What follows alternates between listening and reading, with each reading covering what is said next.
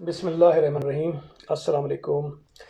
میں نے گزشتہ روز کورونا وائرس کا اپنا ایک ٹیسٹ کروایا اور حیرت انگیز طور پر وہ پازیٹیو آ گیا ہے۔ حالانکہ مجھے جو سمٹمز بتائے جاتے ہیں ان میں سے کوئی ایک بھی سمٹم اس وقت میرے ساتھ مجھے نہیں محسوس ہو رہا۔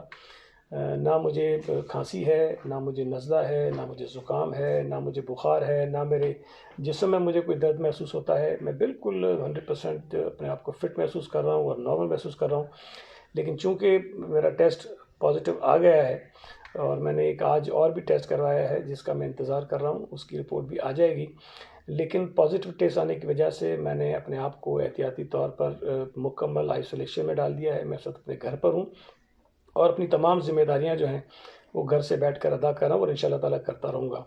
لیکن میں نے یہ مناسب سمجھا کہ اگر میرا ٹیسٹ پازیٹیو آیا ہے تو میں ان تمام اپنے دوستوں کو، جاننے والوں کو جو پچھلے کچھ دنوں میں مجھ سے ملتے رہیں، وہ اپنے آپ کو آبزرو کریں اور اگر ممکن ہو سکے تو اپنے آپ کو کوارنٹائن میں رکھیں، تاکہ ان کی وجہ سے جس طرح اگر مجھے کہیں سے یہ لگا ہے ٹرانسمٹ ہوا ہے تو ممکن ہے کہ میرے سے کسی اور کو ٹرانسمٹ ہو گیا ہو، تو وہ اپنے آپ کو اور اپنے فیملی کو اس سے محفوظ رکھ سکیں۔